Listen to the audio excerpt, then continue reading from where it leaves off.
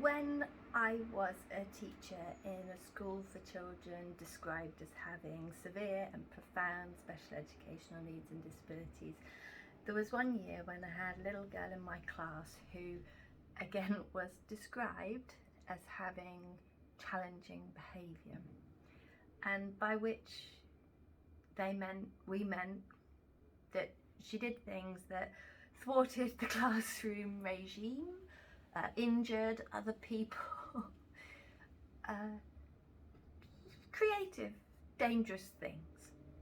And it was my aim at the time to stop her from doing those things, and I did. Like, she would be doing a particular thing and I would put measures in place that stopped that thing from happening.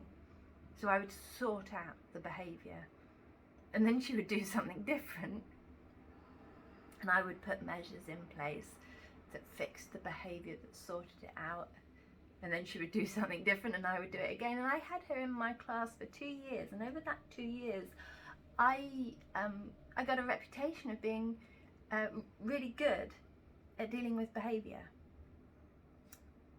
And then you probably got it already. Like, after I left and when I was running sensory projects, I was reading information about sensory processing and people having different sensory needs, and I looked back in my memory at that little girl and realised that all of her behaviours had been an expression of these different sensory needs.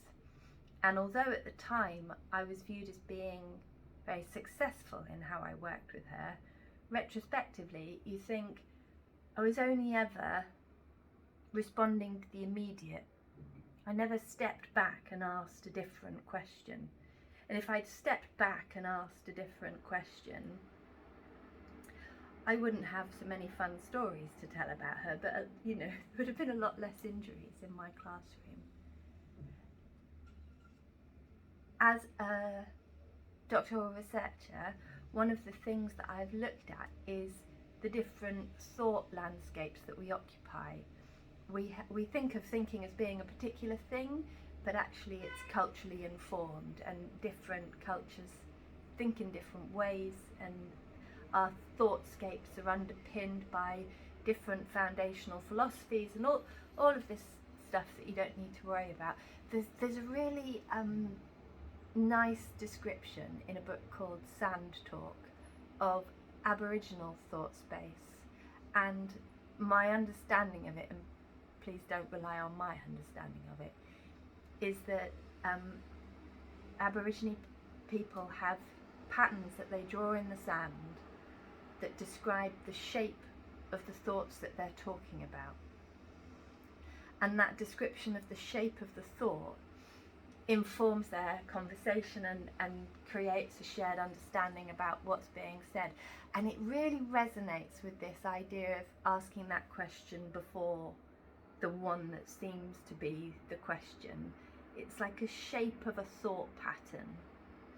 And when I was at the Cumberland Lodge retreat, which is part of the South Coast Doctoral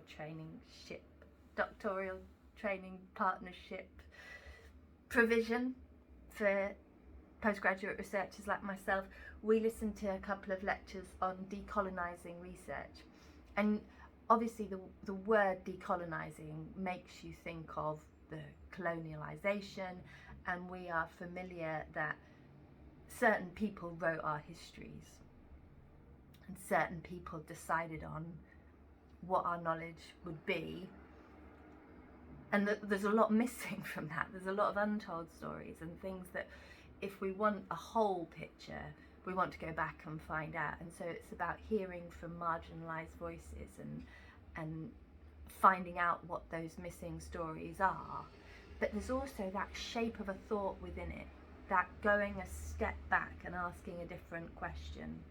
And one of the challenges to me, one of the very first challenges to me as a doctoral researcher, was to define the question that my research is answering. And every time I go somewhere, people say, "What's your question?" And actually, the "what's your question" is a really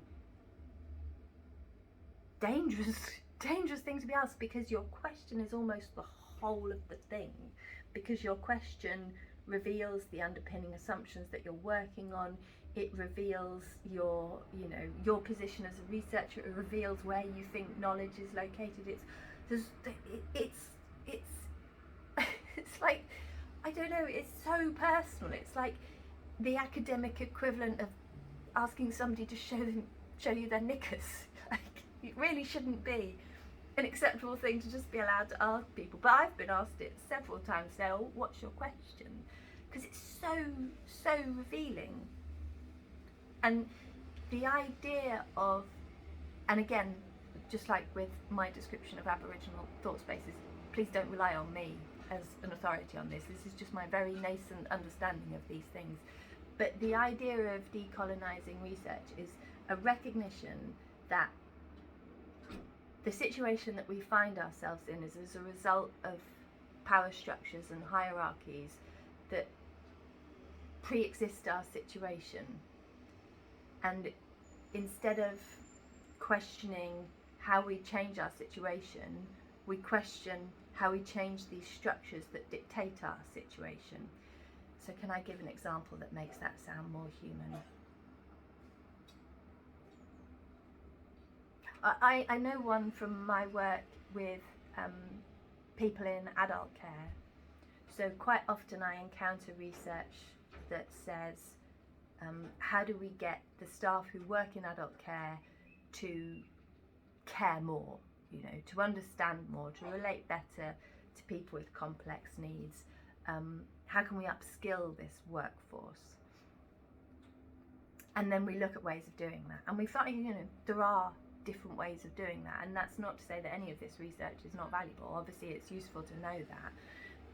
But I remember meeting somebody who worked in an adult care setting, and was clearly somebody who I would say, you know, gets it with regards to relating to people with complex disabilities. Somebody who cares, somebody who can attune themselves, somebody who understands nonverbal communication, all of the good things. This person was all of those things. And they said to me, I have 7 minutes in which I have to get the person out of bed and to the breakfast room. I have 7 minutes allocated for each of the people that I support, and it's not possible to care in 7 minutes. You know, and the question there isn't about upskilling that person, it's about the structures they work within. And so it's that taking a step back and asking a different question. And the question that you ask reveals where you're standing, which is why it's the sort of, you know, exposing part of it. And I think that's all I can really articulate. The bit that I am obliged to end with, but will reveal the kind of tailing off of my thinking, is where my question is. And my research topic is identity and belonging for people with profound intellectual and multiple disabilities. And belonging is, it's not a reworking of inclusion, it's a sort of a version of inclusion that recognises that this is a felt thing as well, that it's not just a case of putting somebody in a space and having everybody join in with them. Unless you feel like you're included in that space, you don't have a sense of belonging. So you could be included but not feel like you belong. And we're looking for more than just inclusion, we're looking for people to have a sense of belonging. And so a lot of the questions that go around that are, how can we achieve belonging, or how is belonging experienced, or like belonging is a conditional thing. And in my work I'm attempting to jump a step back, and I'm starting, so